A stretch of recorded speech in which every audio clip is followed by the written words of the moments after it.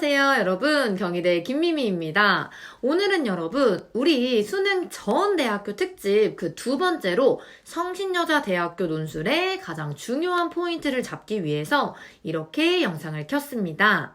우리 여학생분들이라면 사실 성신여대는 거의 기본적으로 하나씩 있을 정도로 많은 학생들이 지원하는 그런 대학교들 중에 하나이지. 그런 만큼 얘들아, 우리가 다른 친구들을 이기기 위해서 대체 어느 포인트로 나머지 일주일을 제대로 공부를 해야 되는지 그 부분을 알 필요가 있겠죠. 물론 이 성신여대의 기출을 진짜 과거의 얘기부터 쭉 해보자면 할 수 있는 말이 한도 끝도 없이 많은데, 그 중에서 진짜 일주일을 제대로 내가 집약해서 어디에 포인트를 두고 공부를 할지 그 부분을 중심으로 말씀을 드리도록 하겠습니다. 성신여대 논술 첫 번째 특징, 우리 진짜 중요한 것부터 얘기를 하자면, 얘들아, 성신여대가 기존에는 이 정도까지는 아니었는데 이제는 여러분들에게 여러분이 알고 있는 배경 지식과 재시문 그 이상의 것을 요구하기 시작을 했습니다.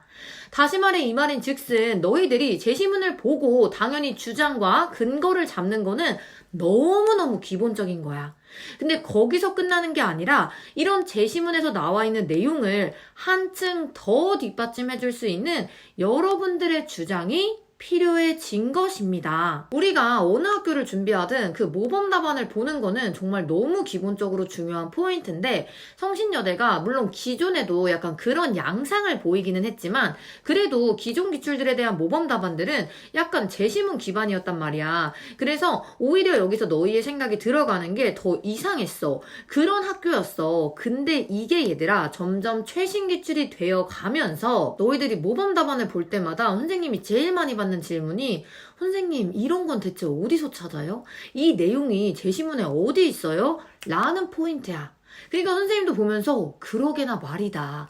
이거는 대체 재시문에 없는 내용을 이제 학생들한테 요구하는 그런 유형으로 좀 변화하고 있구나. 아니, 확실히 변했구나. 라는 거를 이제 작년 기출을 통해서도 명확히 확인할 수가 있습니다. 얘들아, 이 부분이 사실 중요해. 왜 중요하냐면 원래 기본적으로 수시 논술이라는 거는 여러분들한테 배경 지식을 물어보는 시험이 아니라 여러분들이 재시문을 과연 읽고 이것을 재시문끼리 연결을 하고 그럴 수 있는지를 물어보는 시험이야. 그렇기 때문에 내 생각이 반영되는 학교가 절대 많지 않습니다.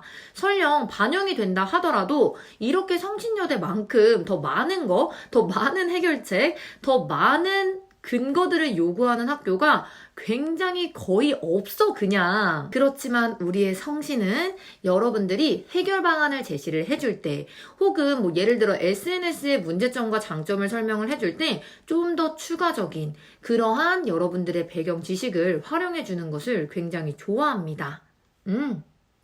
이렇게 된 이상 우리는 진짜 지금까지 쭉 공부했던 그 개념들, 논술에 많이 나오는 배경 지식들, 대립 키워드들, 이러한 것들과 관련된 모든 배경 지식들을 기본적으로 논술 공부를 하면서 많이 공부했던 친구들에게 조금 더 유리할 수밖에 없는 시험이다 라고 보시면 됩니다. 그럼에도 불구하고 꼭 논술 공부를 한 친구들에게만 유리하냐? 그것도 또 아니야 얘들아. 그냥 공부를 좀 한 친구들, 우리가 적어도 사탐 공부를 할 때 공통사회든 뭐든 너희들이 지원하는 그런 사탐들 있잖아. 그런 공부를 할 때 조금이라도 선생님의 말에 귀를 기울였는지, 시험 공부를 할 때 좀 잘 외웠는지, 이런 부분들을 통해서도 충분히 여러분들만의 답안을 쓸 수 있는 포인트이기 때문에 사실상 쫄 필요는 절대 없다라고 보시면 돼요. 어쨌든 중요한 거는 이 성신여대의 두 번째 특징이랑 같이 연결될 수가 있는데, 성신의 두 번째 특, 너의 생각이 무엇인지 물어본다. 얘들아, 성신여대의 답안을 보면 아까도 얘기를 했다시피 그냥 재시문 가를 요약하고 나를 요약하는데도 너희의 생각을 요구하는 부분들이 있어. 그런 것도 명확히 보이는데, 이거를 조금 배제하고 우리가 논제 자체만 보더라도 논제가 요구하는 게 뭐니 얘들아? 너의 생각과 너가 생각하는 해결 방안, 이런 것들을 많이 물어보게 되죠. 이때 선생님이 좀 너희들이 어떤 선택을 할지 좀 말씀을 드리자면, 얘들아, 내가 좋아하는 답을 선택하면 안 돼. 내가 좋아하는 주장과 제시문을 선택하는 게 아니라 여러분들이 딱 글을 읽으면서 정보의 양이 많은, 사례가 아니라 정보의 양이 많은 제시문 있잖아. 그 제시문이 담고 있는 주장을 선택하는 게 사실상 가장 수월합니다. 다시 말해서 가와 나 중에 너희들의 생각은 어때? 라고 물어보는 질문에 대해서 나 그냥 가가 좋아. 나 가가 더 나한테 맞아. 내가 생각하는 방향이야. 라고 선택하는 것이 아니라 가와 나의 제시문의 형태를 봤을 때 사례만 구구절절 써있는 그런 제시문보다는 나름의 풍부한 논리 그리고 내가 왜 이런 선택을 했는지를 설득할 수 있는 다양한 근거들을 담고 있는 제시문, 내가 글을 잘 쓸 수 있는 그런 주장을 선택을 하셔야 됩니다. 이거 진짜 중요해. 아무거나 막 갖다 붙이면 아무 소용없어, 얘들아. 여기에 더해서 내 생각을 쓸 때 얘들아 진짜 너무 중요한 팁이 있어. 여기에 더해서 내 생각을 쓸 때 정말 너무 중요한 포인트가 하나가 더 있어. 이거는 정말 큰 점수를 왔다 갔다 할 수 있는 포인트들 중에 하나인데 우리 성신여대의 세 번째 특징을 같이 보면서 얘기를 할게요. 성신여대의 세 번째 특징, 항상 하나의 사건, 하나의 키워드에 대한 대립적인 평가를 할 수 있는 대립 키워드가 등장을 한다 라는 점.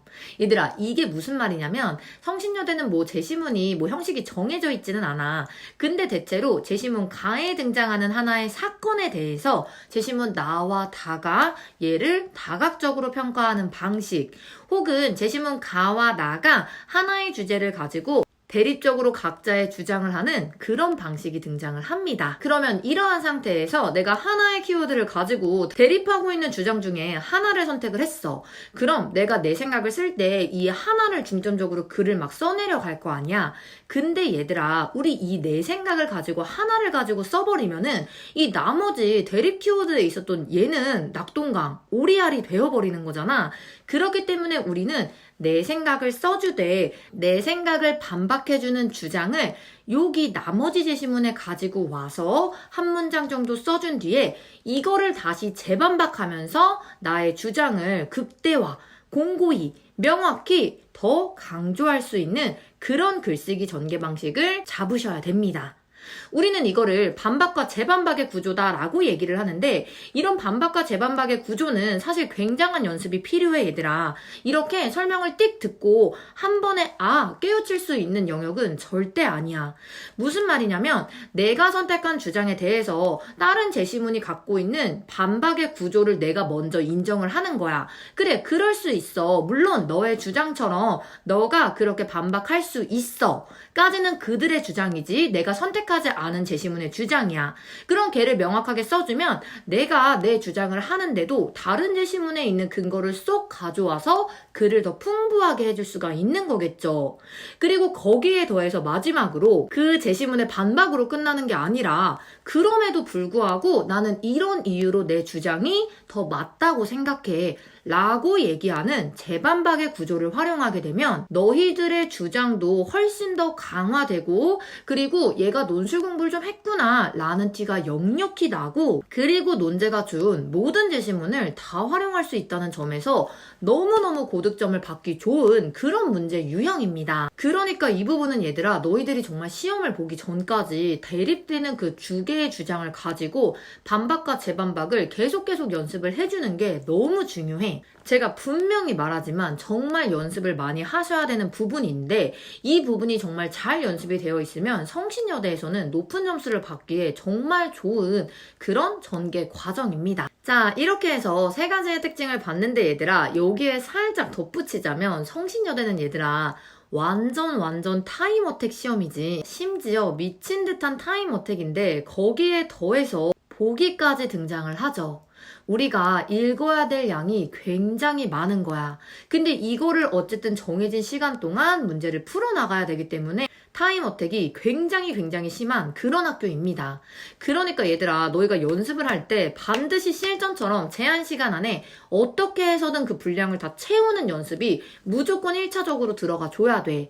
이거 진짜 습관이야. 너희가 모의고사를 풀 때도 어느 뭐 국영수 탐탐이든 뭐든지 간에 그 시간 내에 연습을 하지 않으면 시험장에서 절대 그 시간 내에 풀 수 없지. 그치? 그렇기 때문에 우리 성신여대 기출도 타임 어택이 정말 심한 학교라서 내가 처음 푸는 기출은 정해진 시간 내에 솔직히 마이너스 5분까지 해서 푸는 게 중요하고 내가 이미 풀었던 논제다. 그러면 마이너스 15분 정도는 무조건 빼고 논제를 푸셔야 됩니다. 알겠지, 얘들아? 그렇게 해서 타임 어택에 대비할 수 있도록 해주시는 것도 정말 너무 중요해요. 타임 어택을 잘하기 위해서는 당연히 내가 성신여대에 나오는 유형에 맞는 기본적인 템플릿, 우리 성신여대는 하나의 논제에 여러 개의 소논제가 들어있잖아. 그 소논제를 딱 봤을 때, 어떤 순서로 어느 정도의 분량으로 전개하는 게 좋겠다. 이게 진짜 한꺼번에, 이게 진짜 한 번에 확인되고 바로 전개할 수 있도록 그 정도로 너희들이 글을 전개하는 과정 템플릿, 전개 방식을 정해놓고 가셔야 됩니다. 이렇게나 중요한 성신여대의 특징들을 바탕으로 제대로 파이널 특강을 듣고 싶다 라고 하신다면 우리 고정 댓글란에 있는 오픈 채팅방으로 언제든지 문의 주시면 됩니다. 그러면 우리는 시험 공부 제대로 하고 수업에서 봐요. 안녕!